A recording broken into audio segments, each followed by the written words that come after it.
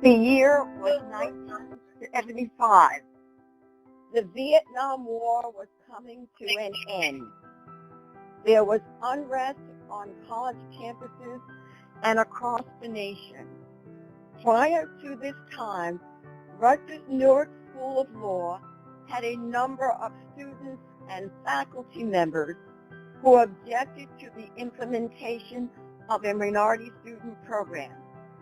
Against this backdrop, Golden Johnson initiated a call meeting and summoned individuals to discuss issues impacting Black women in the legal profession and the formation of an organization to address these issues.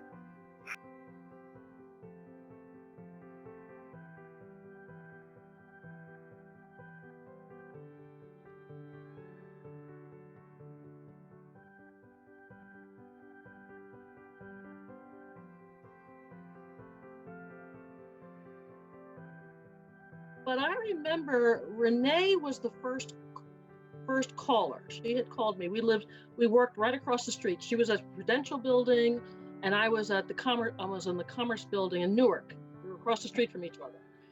And I know what interested me about the formation is that we didn't have a real connection with the white women lawyers. There would just seem to be a disconnect in this regard. We were further ahead in our minds, I believe, to become real active participants, not taking away from all women law graduates. It's just there was a different mindset, and I don't think we felt that we were served as well and to come together ourselves. In addition to which, I don't believe we were of the mindset that we had to impress the men. Wow. As much as the other women did at that time. I also think we had more of a fighting spirit than they did at the time. And also too, when we formed the ABWL, it was an interesting time in American history. You had the Vietnam War and all the protests against that war. Mm-hmm. You had activist students, really. You think about the protests at Kent State and Columbia, and so it was an activist time, the Black Power movement, activist time. We had also lived through the assassination of Martin Luther King. I was a freshman when he was assassinated. Wow. And Malcolm X. So there was a heightened sense of activism. We weren't passive. But I started experiencing things that our Black males were not. And we brought them to the table to discuss them. And I think sometimes they thought we were a little overreactionary about our experiences. One of my thoughts is, what does a lawyer look like? And so I wanted to look like a lawyer. I dressed in a conservative suit. I wore my hair in a conservative smile, which was different from my college years. When I had the big afro, I went very conservative, and high heels, never pants. I don't think I wore pants for maybe 20 years after practicing law, but never pants, and always a briefcase, because I thought the briefcase just gave you that special look, and a little walk of like, I belong here and I'm an attorney.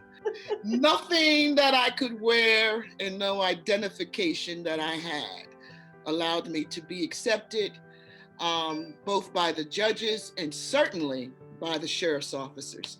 I think probably the most abusive people were the sheriff's officers, who refused to acknowledge that there was any possibility that I could actually be a lawyer, or that I should pass that little bar that takes you to where the attorneys sit, or that I could sit with other lawyers, or that I could approach the bench.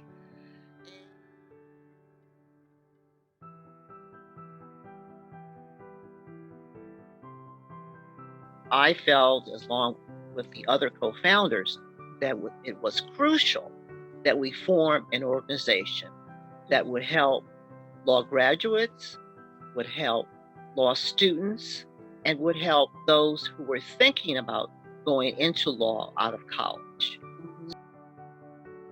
The first meeting was held on a warm summer day in 1975 at the home of Renee Jones Weeks, who resided at the Colonnade House in Newark, New Jersey.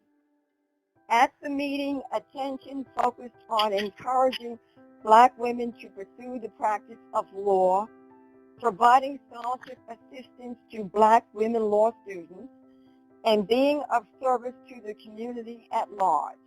10 founders, they are Golden Johnson, Lois Wright, Renee Jones Weeks, Dolores Pegram Wilson, Cheryl Portier, Patricia Darden, Joan Robinson Gross, Marilyn Martin, Shirley Tolentino, and Pamela Bacon.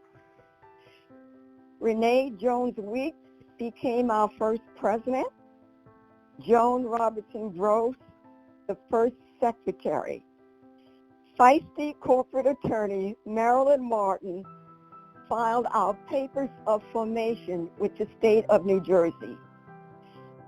I remember the first dinner dance, which was in 1975.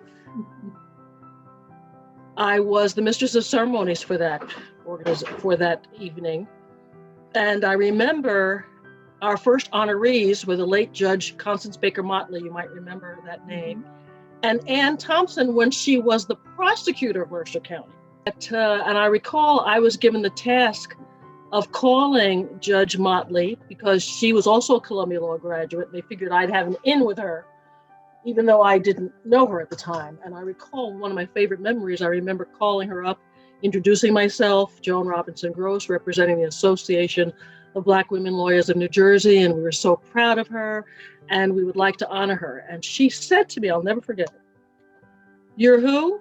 And you are from what organization?" And I said, "Association of Black Women Lawyers." She said, "You have an association of Black women lawyers?" I said, "Yes." She said, "You have enough women lawyers of color to have an association?" Wow. I said, "Yes." And she said, "I'm definitely coming." Because she wanted to see it. Wow. And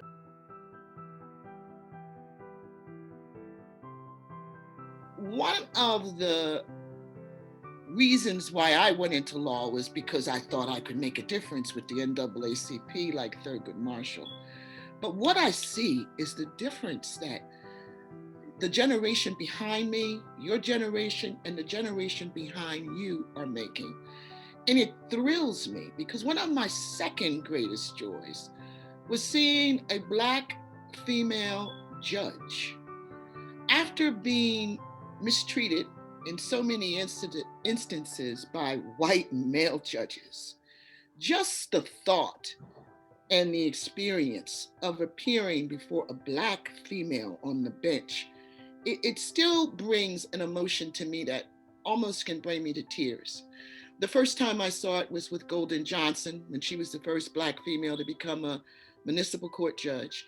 And then I ran down to South Jersey when I heard there was a Marie White Bell. And I just could not get over seeing her on the bench.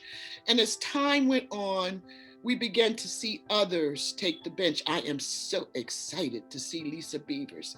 I haven't seen her yet, but I can't wait till I can stand in the courtroom and see her on the bench. What a difference Black attorneys have made in this world.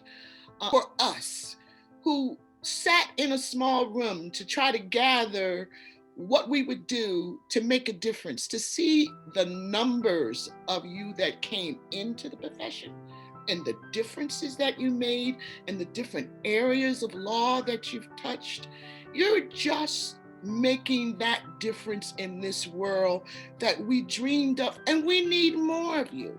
I went to work. ABWL members have served as Secretary of State of the State of New Jersey, members of the judiciary, prosecutors, public defenders, in positions such as law professor, dean, in boardrooms, private practice, the public sector, including the state legislature, Office of the Attorney General, on panels at the district, municipal, county, state, and national levels.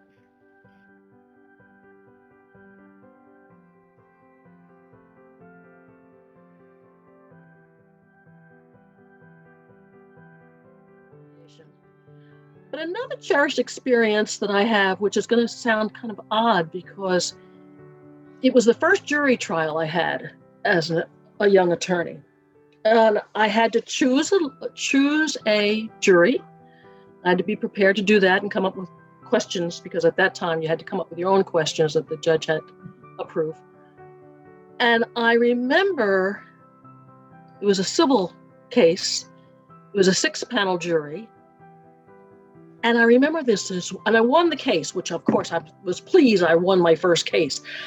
But the reason why I'm pointing that out is because the experience I recall reminded me to trust my instincts, because I won by 5 votes. Wow.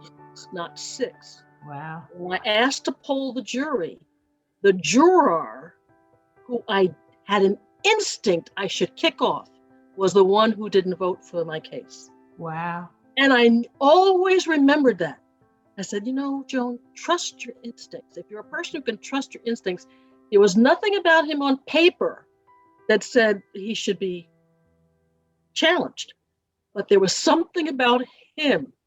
I think he was reacting to me, because I don't know if he was reacting to my gender or my race, because I was in there as part of a highfalutin law firm at the time, representing a white client against a white defendant with an all-white jury and a white judge. And I think this guy was reacting to me. Wow. But I didn't know, as I said, gender or race. And I could feel it. And it helped me remember my whole life, trust your instincts. Some of my most cherished memories include serving as a vice president with the dynamic National Bar Association and president of its Distinguished Women Lawyers Division. It was rewarding to initiate the swearing-in ceremony before the United States Supreme Court. It's been my pleasure to be a part of the ABWL community. One of them was meeting Constance Baker Motley. And Justice Motley was the first judge to sit on the federal bench that was Black female. She was also part of the litigation with Thurgood Marshall and Brown versus Board of Education. And she shared, after we were telling her some of our experiences, she shared hers. And she had a moment that was very similar to the Hidden Figures moment, where she told us that she wasn't allowed to use the bathroom in her building. So she would have to run to the building that would accept her as a Black female to use the bathroom. Well, that certainly made me put my warrior garb on. It's like, wow, you want to see how far we've come? And so that was a very big experience for me. Being able to represent Rutgers Law School, the Student Bar Association, the Hispanic Law Association, and the Black Law Association, and the Dougherty versus Rutgers University, which tried to eliminate the minority law student program. And to be able to argue that case in federal court was one of my highlights. And please take up the mantle and please keep it going.